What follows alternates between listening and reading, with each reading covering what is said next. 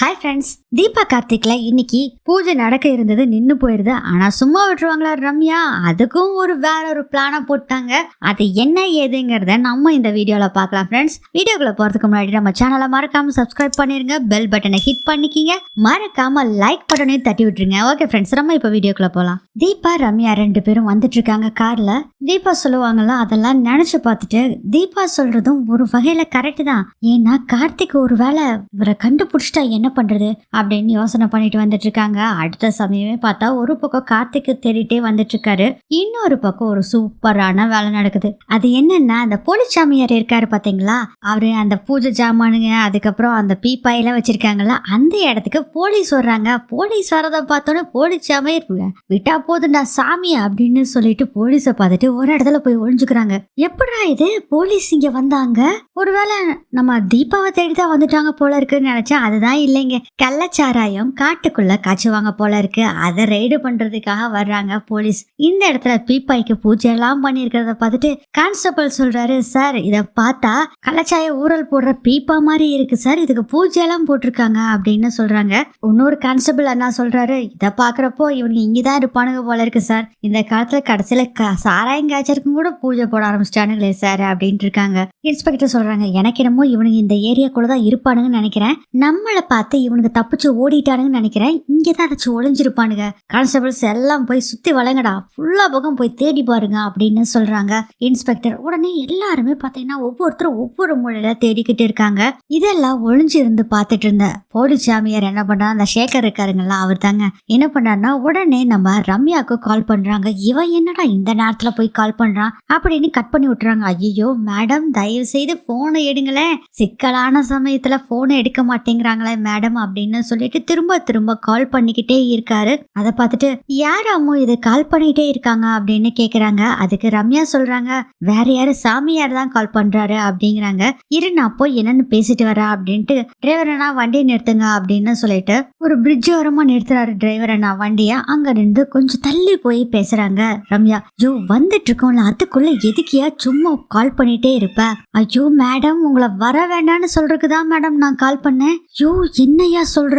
ஆமா மேடம், இங்க police ride வந்திருக்கு, எவனோ கள்ளச்சாராயம் காய்ச்சுவோம் போல இருக்கு, அதை பிடிக்கிறதுக்காக வந்தது, கடைசியில் நம்ம மாட்டிக்கிட்டோம் மேடம். மேடம் கொஞ்சம் தப்பு இருந்தா நானே மாட்டிருப்பேன், நல்ல வேலைக்கு எஸ்கேப் ஆயிட்டேன், எல்லாம் தேடிட்டு இருக்காங்க, நீங்க தயவு செய்து இப்ப வந்துடாதீங்க, வந்தீங்கன்னா அவ்வளவுதான் போலீஸ்ட மாட்டிக்குவீங்க. ஐயோ என்னையா இப்படி சொல்ற? ஆமா மேடம், நம்ம இப்ப பூஜை பண்ணணும்னு நினைச்சா கூட பண்ண முடியாது மேடம், ஏன்னா பீப்பா இப்போ இல்ல, இனிமேல் அரேஞ்ச் பண்ணி அதுக்கப்புறம் தான் செய்யணும், அதனால இப்போ எதுவுமே பண்ண முடியாது, நாளைக்கு தான் பண்ணணும் அப்படின்னு சொல்றாங்க. வேற வழி இல்ல, அதனால என்ன சொல்றாங்கன்னா ரம்யாவும் ஓகே அப்படின்னு சொல்லிடுறாங்க. அதுக்கப்புறம் என்ன ஆகுதுன்னா, தீபா வர்றாங்க. என்னாச்சு அப்படின்னு கேக்குறாங்க. சமீர் என்ன சொன்னாரு அப்படின்னு ரம்யாட்ட கேக்குறாங்க. தீபா சாமியார் கால் பண்ணாரு, அவர் சொல்றது பூஜை இப்ப பண்ண முடியாது அப்படின்னு சொல்றாங்க. என்ன சொல்லிட்டு இருக்க? பூஜை பண்ண முடியாதா? ஆமா தீபா, பூஜை பண்ண முடியாதுன்னு சொல்றாங்க. அம்மோ என்னமோ நம்ம என்ன ஒரு பிரச்சனையில இருக்கோம், நீ பாட்டுல இப்படி சொல்லிட்டு இருக்க, சாமியார் கிட்ட பேசாமோ மறுபடியும் பூஜை இன்னைக்கு வச்சுக்கலாம்னு சொல்லாமோ, நாளைக்கு வரைக்கும் கடத்தல ரொம்ப தப்பு அம்மோ. தீபா நானும் எத்தனையோ தடவை சொல்லி பார்த்துட்டேன். அவர் என்ன சொல்றாருன்னா, ஆக்சுவலா இந்த பூஜையை காலையிலே ஆரம்பிச்சிருக்கணும், ஆனா இப்போ ஈவினிங் ஆயிடுச்சு, சூரியன் அஸ்தமனம் ஆக போகுது, இதுல பூஜை பண்ண முடியாது, அதுக்குதான் சொல்றாங்க. தீபா நீ வேணா ஒரு தடவை பேசி பாரு, நான் பூஜை இந்த நைட் எவ்வளவு நேரம் ஆனாலும் சரி பண்றேன் அப்படின்னு சொல்றாங்க. மறுபடியும் சரின்னு சொல்லிட்டு கால் பண்றாங்க சேகருக்கு. ரம்யா மேடம் இப்பதானே கால் பண்ணாங்க, என்ன மறுபடியும் கால் பண்றாங்களே அப்படின்னு சொல்லிட்டு, மேடம் நான் தான் சொன்னனே அப்படிங்கும் போதே, சாமிஜி நான் சொல்றேன் கொஞ்சம் கேளுங்க சாமிஜி, தீபா கிட்ட இந்த விஷயத்த சொன்னோன்னு அவ டென்ஷன் ஆகுறாரு சாமிஜி, இந்த பூஜை எப்படியாச்சும் பண்ணணும்னு சொல்றாங்க சாமிஜி. மேடம் நான் தான் சொன்னனே பூஜை பண்ண முடியாது. தெரியுது சாமிஜி, நீங்க புரியற மாதிரி அவங்க ஓகேன்னு சொல்ற மாதிரி நீங்க வந்து அவங்க கிட்ட பேசி சமாதானப்படுத்துங்க அப்படின்னு ஜாடியா சொல்றாங்க. எப்படியாச்சும் பேசி காலையில பூஜைக்கு ப்ரிப்பேர் பண்ணு, அவளை ஓகே சொல்லவை அப்படிங்கிற மாதிரி சொல்றாங்க. ஓகே ஓகே ஓகே மேடம், புரிஞ்சிருச்சு, எனக்கு நல்லாவே புரிஞ்சிருச்சு மேடம், நீங்க தீபா கிட்ட போனை கொடுங்க, நான் பேசிக்கிறேன் மேடம் அப்படின்னு சொல்றாரு சேகர். அதாவது போலிச்சாமியார் சொன்னோடனே, தீபா சாமிஜி உங்ககிட்ட பேசணுமாமா? கொடு அம்மோ அப்படின்னு வாங்கி, சுவாமிஜி இந்த பூஜை இப்பே நடத்திடலாம் சுவாமிஜி. அம்மா நான் சொல்றது உனக்கு புரிய மாட்டேங்குது, பூஜை சூரியன் அஸ்தமனம் ஆகிறதுக்கு பின்னாடி செய்யக்கூடாது, இருட்டு நேரத்துல அங்க கெட்ட கெட்ட பேய்களாம் வரும். அது உங்க மாமியார அடிச்சிரும் நீ இந்த பூஜையை நைட் நேரம் செஞ்சேனா, அதனாலதாம்மா காலையில பண்ணலாம்னு சொல்றேன் அப்படின்னு. ஐயோ அப்படின்னா வேண்டாம் சாமிஜி, நம்ம காலையிலேயே இந்த பூஜையை வச்சுக்கலாம் அப்படின்னு சொல்லிட்டு போனை ரம்யா கிட்ட கொடுத்துட்டு, ரம்யா வேற வழி இல்ல ரம்யா, நீ சொன்ன மாதிரி நாளைக்கு காலையிலேயே பூஜை வச்சுக்கலாம், சரி நம்ம இப்ப வீட்டுக்கு வேணா போலாமா அப்படின்னு ரம்யாக்கு தூக்கி வாரி போடுது. ஐயோ இவ வீட்டுக்கு போனோம்னா அவ்வளவுதான், நம்ம பிளான்லாம் வேஸ்டா போயிருமே அப்படின்னு யோசனை பண்றாங்க. தீபா நீ வீட்டுக்கு போனேன்னா உங்க வீட்டுல மறுபடியும் நாளைக்கு வந்து இந்த பூஜையை பண்ண விட மாட்டாங்க, அப்புறம் எப்படி நீ உன் அத்தைய பழைக்க வைப்ப? ஆமா நீ சொல்றது கரெக்ட் தான் அம்மு, ஆனா வீட்டுக்கு போகாம வேற எங்க போறது? இங்க பாரு பக்கத்துலதான் என்னோட கெஸ்ட் ஹவுஸ் இருக்கு, அங்க போலாம், அங்க என்னோட ட்ரெஸ் எல்லாம் இருக்கு, அதான் நீ மாத்திக்கோ, நம்ம நாளை காலையில பூஜைக்கு வந்துக்கலாம். இல்ல வீட்டுல எல்லாரும் தேடுவாங்களே, தேடட்டும் தீபா, உன் அத்தைக்காக இந்த பூஜையை நம்ம பண்ணித்தான் ஆகணும் தீபா. ஆமா ஆமா நீ சொல்றதான் கரெக்ட், உன்னோட கெஸ்ட் ஹவுஸ்க்கே போயிடலாம் அப்படின்னு சொல்லிட்டு அதுக்கப்புறம் கெஸ்ட் ஹவுஸ் போயிடுறாங்க. போன பின்னாடி பாத்தீங்கன்னா தீபா தனியா ஒரு பால்கனி ஏரியால நின்னுட்டு இருக்காங்க, காஃபி போடுறதுக்காக அங்க இருந்து போயிருக்காங்க ரம்யா. அந்த சமயத்துல நம்ம அத்தைக்கு எப்படி இருக்குன்னு கேட்கலான்னு சொல்லிட்டு கரெக்டா டாக்டருக்கு கால் பண்றாங்க. ஹலோ சொல்லுங்க யாரது அப்படின்னு டாக்டர் கேக்குறாரு. சார் நான் வந்து தீபா, அங்க அபிராமின்னு ஒரு பேஷண்ட் அட்மிட் ஆயிருக்காங்கல்ல, அவங்களோட மருமக, என் பேரு தீபா அப்படிங்கிறாங்க. சொல்லுங்கம்மா என்ன வேணும்? இல்ல எங்க அத்தை எப்படி இருக்காங்க? அம்மா அதே கண்டிஷன்லாம் இருக்காங்க, ஏதாச்சும் ஒரு மிராக்கல் நடந்தா மட்டும்தான் அவங்களுக்கு பழைக்க வைக்க முடியும், நானும் அவங்கள வீட்டுக்கு கூட்டிட்டு போயிருங்கன்னு சொன்னோம், நீங்க எல்லாரும் சொன்னனால தான் நாங்களும் ட்ரீட்மெண்ட் கொடுத்துட்டு இருக்கோம். தீபா பேசிட்டு போன் வைக்கும் போதே அங்க ரம்யா வந்துடுறாங்க. யாரு கூட பேசிட்டு இருக்கிறத பார்த்துட்டு பதறி போயிடுறாங்க, ஒருவேளை கார்த்திக்கு தான் இந்த தீபா கால் பண்ணிட்டாலும் அப்படின்னு வேக வேகமா வந்து ஸ்விட்ச் ஆஃப் பண்ணிடுறாங்க. ஏன்னா இவங்க கொஞ்ச நேரம் தீபா பேசினாவே இவங்க எந்த இடத்துல இருக்காங்கன்னு ட்ரேஸ் பண்ண முடியும். சோ வாங்கி உடனே ஸ்விட்ச் ஆஃப் பண்ணிடுறாங்க. என்ன தீபா பண்ணிட்டு இருக்க, நீ இருக்கிற இடம் தெரிஞ்சதுன்னா அவ்வளவுதான் தீபா, ஏன் அம்மா கோவப்படுற, நான் டாக்டர்கிட்ட தான் அம்மா பேசினேன் அத்தை எப்படி இருக்காங்கன்னு. சரி இனி யாருக்கிட்டே பேசாததா, கேட்டுட்டேல பேசாம விட்டுரு அப்படின்னு சொல்றாங்க. சரி அம்மு அப்படின்னு சொல்லி ரொம்ப ஃபீல் பண்ணிட்டு இருக்காங்க. இரு நான் காஃபி போட்டுட்டு வந்துடுறேன் அப்படின்னு சொல்லிட்டு ரம்யா அங்க இருந்து போயிடுறாங்க. அதுக்கப்புறம் கார்த்திக் ராஜா ரெண்டு பேரும் கார்ல வர்றாங்க, ஒரு இடத்துல நின்றுறாங்க, ரொம்ப சோர்ந்து போயிட்டாங்க. எங்கடா தீபா இருக்கா அப்படின்னு டென்ஷன் ஆகுறாரு கார்த்திக். மாப்பிள்ள நீ டென்ஷன் ஆகாத மாப்பிள்ள.